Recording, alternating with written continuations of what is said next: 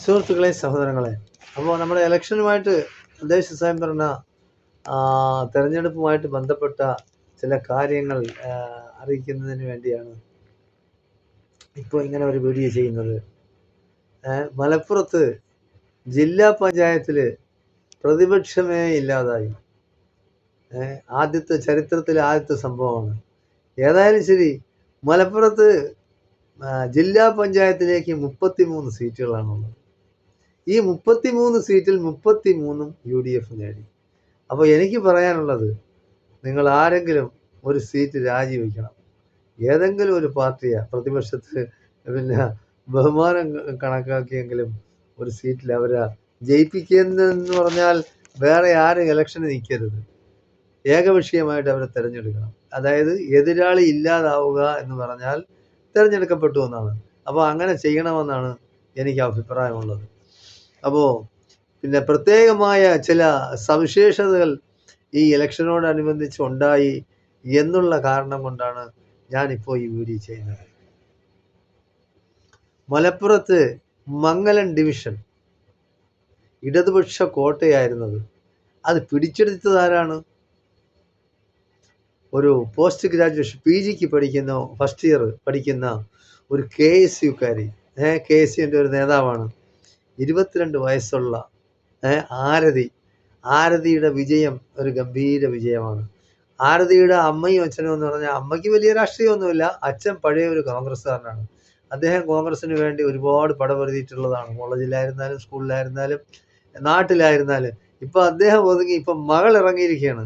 മകൾ എന്തായാലും ശരി, ഗംഭീരമായ വിജയമാണ്. ഇടതുപക്ഷ കോട്ടയായിരുന്നത്, ആ കോട്ട പിടിച്ചെടുത്തിരിക്കുകയാണ് ഇടതുപക്ഷത്തിൽ നിന്നും, മംഗലം ഡിവിഷനിൽ നിന്ന്. അപ്പോൾ ജില്ലാ പഞ്ചായത്തിൽ അങ്ങനെ ഒരു സീറ്റ് അതും കൂടെ നഷ്ടപ്പെട്ടു ഇടതുപക്ഷത്തിന്. പ്രദീപ് എന്ന് പറയുന്നതാണ് അദ്ദേഹം, നമ്മുടെ ആരതിയുടെ അച്ഛൻ. കോൺഗ്രസ്സുകാരിയാണ് അമ്മയും. ഇപ്പോൾ അവർ വീട്ടിലിരിക്കുകയാണ്. അതായത് മകള് വളർന്നു വരട്ടെ എന്നാണ് അവരാഗ്രഹിക്കുന്നത്. അപ്പോൾ കാലാകാലവും കോൺഗ്രസ്സുകാരനായിട്ട് ഇരിക്കും, കോൺഗ്രസിൻ്റെ നേതാവാണ് ഞാനില്ലെങ്കിൽ കോൺഗ്രസ് ഇല്ല, ഞാൻ കോൺഗ്രസിൻ്റെ ഉമ്മൻചാണ്ടിയാണ് എന്ന് പറഞ്ഞ് നടന്ന ഒരു വിദ്വാൻ അവിടെ പാലക്കാടുണ്ടായിരുന്നു, AV ഗോപിനാഥ്. AV ഗോപിനാഥിന് നേരത്തെ കുറേ പ്രാവശ്യം ഇലക്ഷന് സീറ്റ് കൊടുത്തിട്ടില്ല എന്നും പറഞ്ഞ് വലിയ പ്രശ്നങ്ങളുണ്ടാക്കി. അല്ലെങ്കിൽ എന്നെ DCC പ്രസിഡന്റ് ആക്കണമെന്നും പറഞ്ഞ് ഭയങ്കര പ്രശ്നങ്ങളുണ്ടാക്കിയ ഒരു മനുഷ്യനാണ്. അവസാനം ഇടതുപക്ഷത്തിൻ്റെ കൂടെ പോയി. ഞാനാണ് കോൺഗ്രസ്, ഞാനില്ലെങ്കിൽ ഇവിടെ കോൺഗ്രസ് ഇല്ല. അപ്പോൾ അദ്ദേഹം ഏകദേശം 25 വർഷം പെരിങ്ങാട്ടുകുറിശി എന്ന് പറയുന്ന സ്ഥലത്ത്, ആ പഞ്ചായത്തിൽ പ്രസിഡൻ്റായിട്ടിരുന്ന ആളാണ്.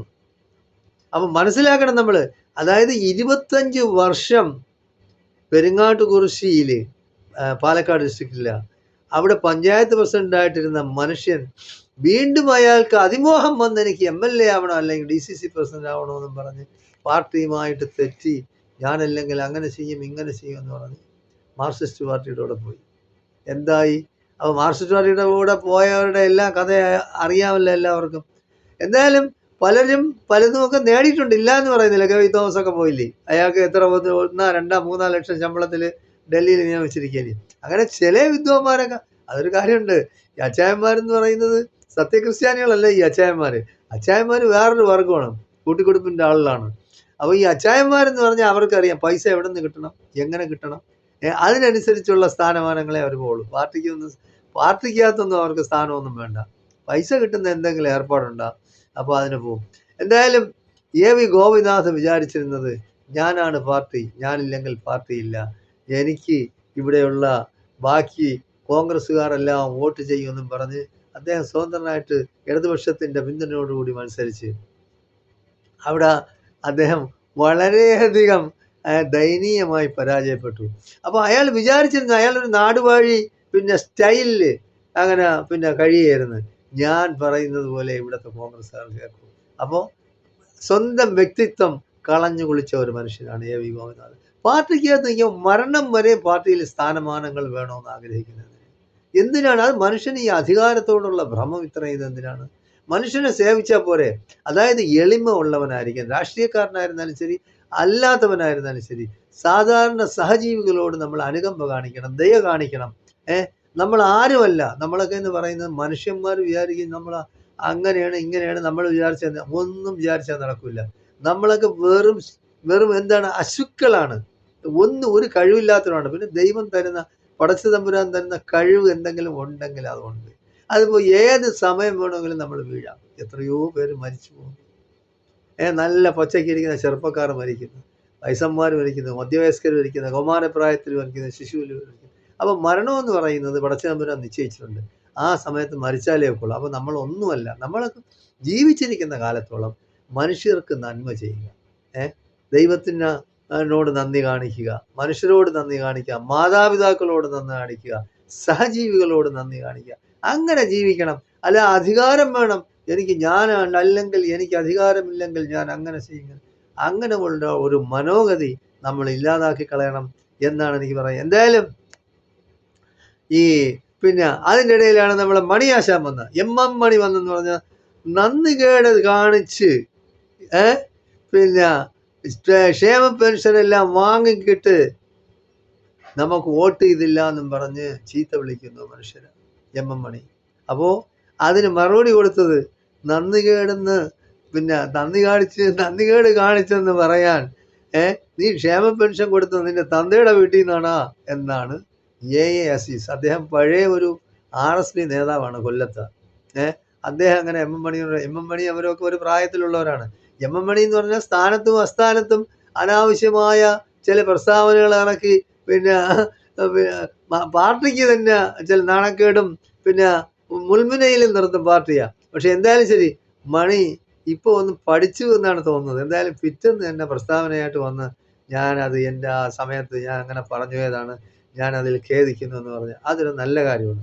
രാഷ്ട്രീയക്കാർ എന്ന് പറയുമ്പോൾ ചിലപ്പോൾ അറിയാതെ അയാളൊരു നാടൻ മനുഷ്യനാണ്, സംഗതി ശരി. പക്ഷെ എന്നിരുന്നാലും നമ്മൾ ക്ഷേമ പെൻഷൻ ആയിരുന്നാലും ശരി, ജനങ്ങൾക്ക് കൊടുക്കുന്ന എന്തെങ്കിലും സഹായങ്ങളായിരുന്നാലും ശരി, നമ്മളെ വീട്ടിൽ നിന്ന് എടുത്ത് കൊടുക്കുന്നതല്ല.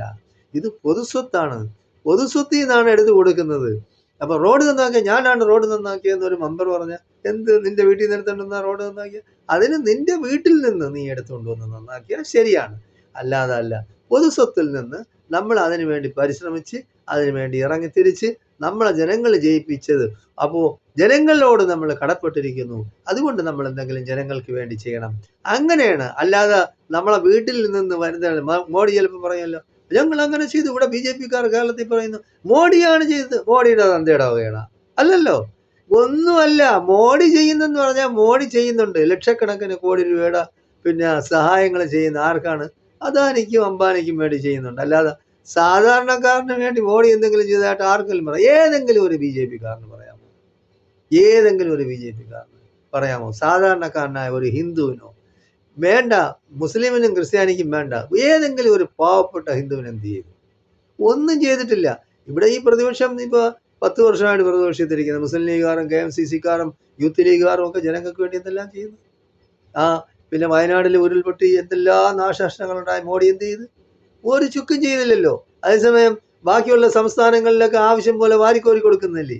ഇവിടെ എന്തെല്ലാം ചെയ്യുന്നു? ഇവിടെ അതുപോലെ എന്തെങ്കിലും രക്ഷാപ്രവർത്തനത്തിന് വന്നാൽ പോലും അതിൻ്റെ പൈസ എഴുതി വാങ്ങിക്കുന്നുണ്ട്. പിന്നെ ഹെലികോപ്റ്റർ ഓടിയെന്നും മറ്റത് മറിച്ച് ഓടിച്ചെന്നും പറഞ്ഞ്. അപ്പോൾ അങ്ങനത്തെ മോഡിയാണ്. അപ്പോൾ കേരളത്തിൽ നിന്ന് അവർക്ക് സീറ്റ് കിട്ടിയിരുന്നില്ല എന്നാ, കേരളത്തിൽ ഭരണമില്ല എന്ന് പറഞ്ഞിട്ട് ഇപ്പം അവർ അങ്ങനെ ചില കാര്യങ്ങൾ അവർ കാട്ടിക്കൂട്ടിക്കൊണ്ട് പോട്ടെ. ഇത് കേരളമാണ്. കേരളത്തിന് ഇപ്പോൾ ആര് സഹായിച്ചില്ലെങ്കിലും ഒരു പ്രശ്നമൊന്നുമില്ല. കേരളത്തിലെ ജനങ്ങൾ മാത്രം മതി. കേരളത്തിലെ ജനങ്ങൾ അതിന് കപ്പാസിറ്റി ഉള്ളവരാണ്. അതിനുള്ള ആംബിയർ കേരളത്തിലുള്ളവർക്കുണ്ട്. അതുകൊണ്ട് ഈ മോഡിയും പിന്നെ സംഘപരിവാറുകാരും വിരട്ടിന്ന് വിചാരിച്ച് വിരളുന്നവരല്ല പിന്നെ കേരളക്കാർ. അത് മനസ്സിലാക്കിയിരിക്കുന്നത് നല്ലതാണ്. ശരി. അപ്പോൾ പിന്നെ 25 വർഷം പഞ്ചായത്ത് പ്രസിഡന്റ് ഇരുന്ന AV ഗോപിനാഥ് അങ്ങനെ പൊട്ടിപ്പാളിച്ച ഇപ്പോൾ ആകെ ദുഃഖത്തിലാണ്. എന്തായാലും നല്ലതാണ്, ദുഃഖം നല്ലതാണ് ഉണ്ണി എന്നാണ്. പിന്നെ അവിടെ ജയിച്ചത് രതീഷ് എന്ന് പറയുന്ന പയ്യനാണ്. 185 വോട്ടിൻ്റെ ഭൂരിപക്ഷത്തിലാണ് നമ്മുടെ രതീഷ് അവിടെ ജയിച്ചത്. രതീഷ് എന്ന് പറഞ്ഞാൽ ഒരു ചെറുപ്പക്കാരനാണ്, കോൺഗ്രസ്സുകാരനാണ്. അപ്പോൾ ഇയാൾക്ക് ഒരു മടമ്പി മനോഭാവമായിരുന്നു. പിന്നെ എന്താണ് ഫ്യൂഡൽ പ്രഭുക്കന്മാരുടെ ഒരു ചിന്താഗതിയായിരുന്നു. അതെന്തായാലും പാലക്കാട് പിന്നെ ഈ പെരിങ്ങാട്ടുകുറിശ്ശിയിലെ ജനങ്ങൾ മാറ്റിക്കൊടുത്തു. അപ്പോൾ അത് ഇനി പഠിക്കുമ്പോഴത്തേക്ക് അത് മനസ്സിലാവും ഞാൻ ഒന്നും അല്ല, ഞാൻ പാർട്ടിയിൽ നിന്നിട്ടാണ് ഞാൻ വലിയ ആളായത് എന്നുള്ള ബോധം ഉണ്ടാവണം. പാർട്ടിയാണ് ഞാനെന്നല്ല, പാർട്ടിയിലാണ് ഞാൻ പാർട്ടിയിൽ നിന്നതുകൊണ്ടാണ് ഞാനായത് എന്നുള്ള ബോധം എല്ലാ രാഷ്ട്രീയക്കാരനും ഉണ്ടാവണം. പിന്നെ പട്ടാമ്പി എത്രയോ വർഷമായി ഇടതുപക്ഷത്തിൻ്റെ കയ്യിലായിരുന്നു മുനിസിപ്പാലിറ്റി. അത് പിന്നെ UDF പിടിച്ചു. ചുരുക്കി പറഞ്ഞാൽ ഈ മുനിസിപ്പാലിറ്റികളിൽ ഏകദേശം 98% മുനിസിപ്പാലിറ്റി മലപ്പുറം ജില്ലയിൽ UDF പിടിച്ചിരിക്കുകയാണ്. പിന്നെ ഇവര് എന്താണ്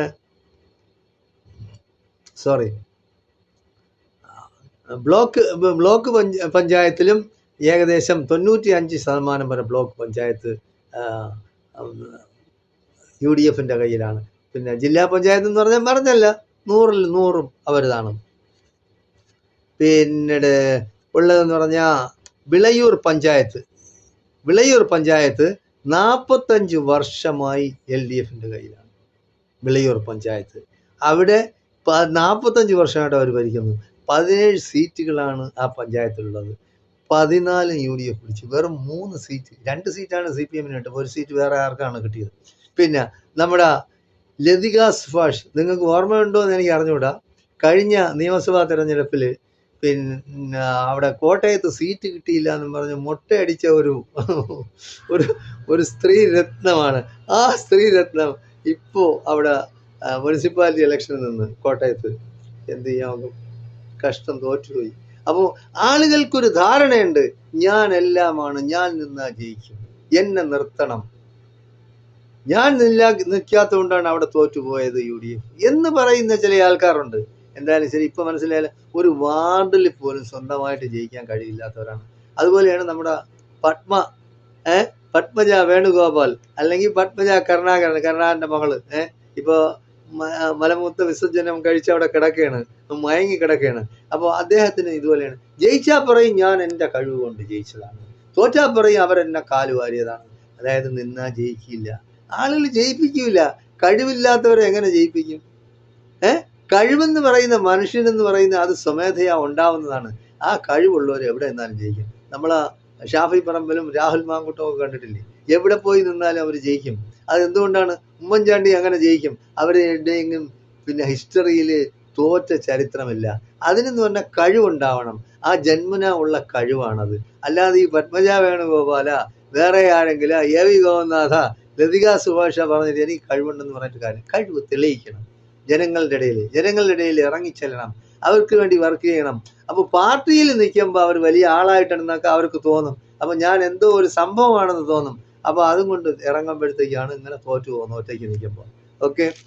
പിന്നെ പാനൂരിൽ വടിവാൾ ആക്രമണം, UDF പ്രവർത്തകന്റെ വീട്ടിൽ ഇടിച്ചു കയറി കാറും ബൈക്കും എല്ലാം വെട്ടിപ്പൊളിച്ചു. അപ്പോൾ ഭീകരമായ ഒരു അവസ്ഥ ഉണ്ടാക്കുന്ന നിലയിലേക്ക് കാര്യങ്ങൾ പൊയ്ക്കൊണ്ടിരിക്കുകയാണ്. കാരണം ഈ LDFന്, പ്രത്യേകിച്ച് CPMന് ഈ പിന്നെ UDFനുണ്ടായ അഭൂതപൂർവമായ വിജയം, അട്ടിമറി വിജയത്തെ സഹിക്കാവുന്നതിനും അപ്പുറമാണ്. അപ്പോൾ അവർ കിടന്ന് തുള്ളിച്ചാടുന്നു.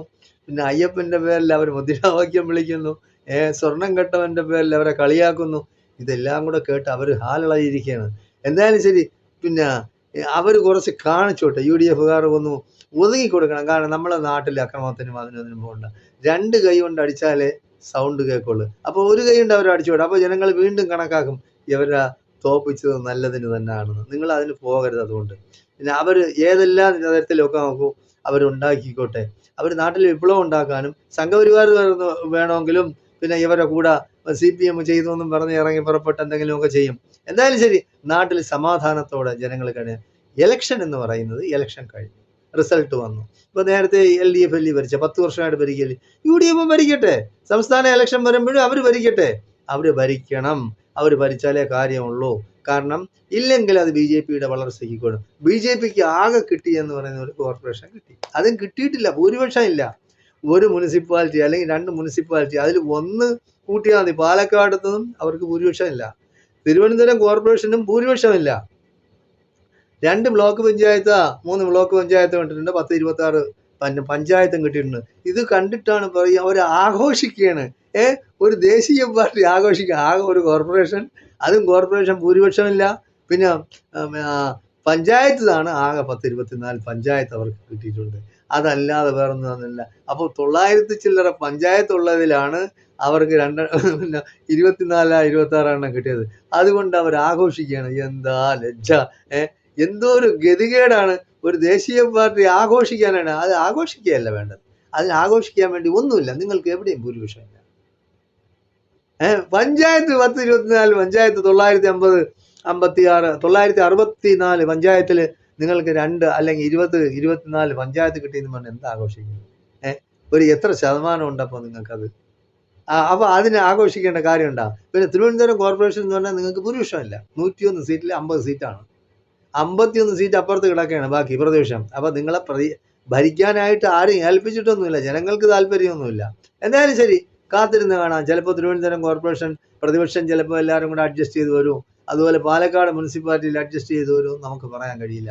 ഏതായാലും ശരി, അധികാരത്തിന് വേണ്ടിയുള്ള മനുഷ്യൻ്റെ പരക്കം പാച്ചില്, ബന്ധങ്ങളും ബാക്കിയുള്ള സ്നേഹവും സൗഹാർദ്ദവും ഒന്നും ഇല്ലാതാക്കി കളയരുതേ. നമ്മുടെ നാടെന്ന് പറയുന്ന ഒരു പ്രത്യേകമായ നാടാണ്. ജനങ്ങൾക്ക് മാതൃകയായ, ഇന്ത്യക്ക് മാതൃകയായ നാടാണ്. ഇവിടെ നിങ്ങൾ ഈ വടക്കേ ഇന്ത്യയിലെ ഗോസാമാർ വിളിക്കുന്നത് പോലെയുള്ള വിളിയും അങ്ങനെയുള്ള ഇതും നിങ്ങളുണ്ടാക്കുക. ഭാരത മാതാ കി ജയ്. എവിടെ പോയി പോലീസ് സ്റ്റേഷനിൽ കയറിയാലും ഭാരത മാതാ കി ജയ്. ഇത് പോലീസ് സ്റ്റേഷനിൽ ഭാരത മാത. അപ്പോൾ സ്വന്തം മാതാവ് എവിടെ? പശു എന്ന് പറഞ്ഞാലും പറയും മാതാവാണെന്ന് പറയും. ഗോ മാതാ കി ജയ്, ഭാരത മാതാ കി ജയ്. പിന്നെ എന്താണ് ഭൂമി ദേവി കി ജയ്? എന്താ ഇത്? അതൊക്കെ വടക്കേ ഇന്ത്യക്കാർ വിളിക്കുന്ന, വിവരമില്ലാത്തവർ വിളിക്കുന്നതാണ്. അത് കേട്ട് കേരളക്കാർ വിളിക്കരുത്. ഭാരത മാതാ കി ജയ് എന്ന് പറഞ്ഞാൽ എന്താണ്? അത് പണ്ട് കാലത്ത് പിന്നെ ഒരു സ്ത്രീ, ഒരു മുസ്ലിം സ്ത്രീ അവരുടെ മക്കളെ പിന്നെ ഇതിനു വേണ്ടി, അതായത് സ്വാതന്ത്ര്യ സമരത്തിന് വേണ്ടി ബലി കൊടുത്തു. അവർ പോരാടി മരിച്ചു. അപ്പോൾ അവരെ കണ്ടിട്ടാണ് പറഞ്ഞത് ഭാരത മാത എന്ന് പറയുന്ന ആ സ്ത്രീയാണ്, ആ മുസ്ലിം സ്ത്രീയാണ് ഭാരത മാതാ കി ജയ് എന്ന് വിളിക്കാൻ പറഞ്ഞാണ്. അതിന് ഇവിടെ വേറെ ഏതെങ്കിലും ഒരു പിന്നെ എന്താണ് പീറ പതാക എടുത്തിട്ട് വന്നിട്ട് ഭാരത മാതാ കി ജയ് എന്ന് വിളിച്ചാൽ എന്താ ഇത്? എന്താ വിരോധാഭാസമാണ്? അതുപോലെയാണ് പിന്നെ പശുവിന പിന്നെ ഗോമാതാ കി ജയ്, ഭൂമി ദേവി കി ജയ്. നിങ്ങളൊക്കെ നമ്മൾ വിദ്യാഭ്യാസവും വിവരമുള്ളവരാണ് കേരളക്കാർ. ഈ വടക്കേ ഇന്ത്യക്കാർക്ക് യാതൊരു വിവരമില്ലാത്ത പൊട്ടന്മാരാണ്. അത് കണ്ടിട്ട് ഇവിടെ വിളിക്കുക, വടക്കേ ഇന്ത്യക്കാർ വിളിക്കുന്നെന്നും പറഞ്ഞ് ഈ കേരളത്തിൽ വന്നേന്ന് വിളിക്കുക. അതൊക്കെ മോശമാണ്. പിന്നെ അത് തന്നെ ഈ നാണം കെട്ടവൻ്റെ മൂട്ടിലൊരു ആല് കൊടുത്താൽ അതും പിന്നെ വലിയ സംഭവമാണെന്നും പറഞ്ഞ് കൊണ്ടു നടക്കുക. അതൊക്കെ നമുക്ക് നാണക്കേടാണ് കേരളക്കാർക്ക്. നമ്മൾ ഈ വടക്കേ ഇന്ത്യക്കാരെ പോലെ ആവരുത്. നമുക്ക് വിവരം വിദ്യാഭ്യാസം ഉള്ളവരുത്. സിന്ദാബാദ് വിളിക്കേണ്ടതെന്ന് പറഞ്ഞാൽ സിന്ദാബാദ്, അച്ഛനും അമ്മയ്ക്കും സിന്ദാബാദ് വിളിക്കും. അതിലൊരു കേൾക്കാനൊരു സുഖമുണ്ട്. അല്ലാതെ സ്വന്തം അമ്മയെ കൊണ്ടുവന്ന് വൃദ്ധസ്ഥാനത്തിലാക്കിയിട്ട് ഭാരത മാതാ കി ജയ്, ഭൂമി ദേവി കി ജയ്, ഗോമാതാ കി ജയ് എന്ന് വിളിച്ചാൽ എന്താണിത്? ഇത് വടക്കേ ഇന്ത്യ? എന്ത് ഊപ്പിയാ? അതെ ബീഹാറാ? ഒറീസേ? അപ്പോൾ അത് നമ്മൾ മനസ്സിലാക്കണം, നമ്മൾ മനസ്സിലാക്കി പ്രവർത്തിക്കണം. കേരളം എന്ന് പറയുന്ന ഒരു പ്രത്യേകമായ പിന്നെ ഒരു സംസ്ഥാനമാണ്. ജനങ്ങൾക്ക് മാതൃക, ലോകത്തിന് മാതൃകയാണ് കേരളം. അപ്പോൾ അതുകൊണ്ട് അങ്ങനെയുള്ള അന്ധവിശ്വാസങ്ങളും അതും ഇതിലൊന്നും നിങ്ങൾ പോകരുത്. നമ്മൾ നമ്മുടേതായ ആ സംസ്കാരം, നമ്മുടേതായ ആ എന്താണ് സൗഹാർദ്ദം കാത്തു സൂക്ഷിച്ചുകൊണ്ട് അനാവശ്യമായ കാര്യങ്ങളിൽ ഇടപെട്ട് അതിന് സിന്ദാബാദ് വിളിക്കുക, ആളിലടിക്കാൻ പോകുമ്പോഴത്തേക്ക് ജയ് ശ്രീറാം. അതൊക്കെ വടക്കേ ഇനി ഇവിടെ ഇപ്പോൾ കേരളത്തിലും വരും വേണമെങ്കിൽ ജയ് ശ്രീറാം. ഒരു മുസ്ലിമിനെ, ക്രിസ്ത്യാനിയെ പിന്നെ അവരുടെ വീട് തല്ലിപ്പൊളിക്കാൻ പോകുമ്പോഴത്തേക്ക് RSS പോയി ജയ് ശ്രീറാം, ജയ് ശ്രീറാം. ശ്രീറാം എന്ന് പറയുന്ന ദൈവമായിട്ട് കണക്കാക്കുന്നവരാണ് ഹിന്ദുക്കൾ. അപ്പോൾ മറ്റൊരു സമുദായക്കാരെ കൊല്ലാനും അടിക്കാനും അവരെ ദ്രോഹിക്കാനും നടക്കുമ്പോൾ ദൈവത്തിൻ്റെ പേരിലാണ് ചെയ്യാനുള്ളത്. അതൊന്നും അങ്ങനെയൊന്നും ചെയ്യാൻ പാടില്ല. അങ്ങനെ ചെയ്യാനേ പാടില്ല യാതൊരു കാരണവശാലും. അത് നമ്മൾ മനസ്സിലാക്കണം. രാഷ്ട്രീയത്തെ രാഷ്ട്രീയം കൊണ്ട് നേരിടണം, ആശയത്തെ ആശയം കൊണ്ട് നേരിടണം. അല്ലാതെ അക്രമവും പിന്നെ വിപ്ലവവും നാട്ടിലെ അരാജകത്വം ഉണ്ടാക്കലല്ല രാഷ്ട്രീയക്കാരുടെ പിന്നെ ചുമതലയെന്ന് പറയുന്നത്. നാട്ടിലെ സമാധാനം കാത്തു സൂക്ഷിക്കാനും ഏത് രാഷ്ട്രീയക്കാരനാവട്ടെ, ഏത് മതക്കാരനാവട്ടെ, ആശയത്തെ നമ്മൾ ആശയം കൊണ്ട് നേരിടണം. അതുകൊണ്ട് മേലിലെങ്കിലും ഇങ്ങനെയുള്ള വൃത്തികെട്ട മുദ്രാവാക്യങ്ങൾ വിളിച്ച് ജനങ്ങളുടെ ഇടയിൽ ഭിന്നതയും അതും രൂക്ഷമാക്കരുതെന്നാണ് എനിക്ക് പറയാനുള്ളത്. നമ്മുടെ ലക്ഷ്യമെന്ന് പറയുന്നത് നമ്മുടെ നാടിൻ്റെ ഉയർച്ച, ജനങ്ങളുടെ ക്ഷേമം, ജനങ്ങളുടെ ഐശ്വര്യം. ഇവിടെ സൗഹാർദ്ദത്തോടുകൂടി മനുഷ്യർ പരസ്പരം സഹകരിച്ച് വെറുപ്പും വിദ്വേഷമില്ലാതെ കഴിയണം. അതിനുവേണ്ടി എല്ലാവരും പരിശ്രമിക്കണമെന്നാണ് എനിക്ക് പറയാനുള്ളത്. നന്ദി, നമസ്കാരം. ഇലക്ഷൻ വീണ്ടും വരും, ഇലക്ഷൻ വീണ്ടും പോവും. അപ്പോൾ അതുകൊണ്ട്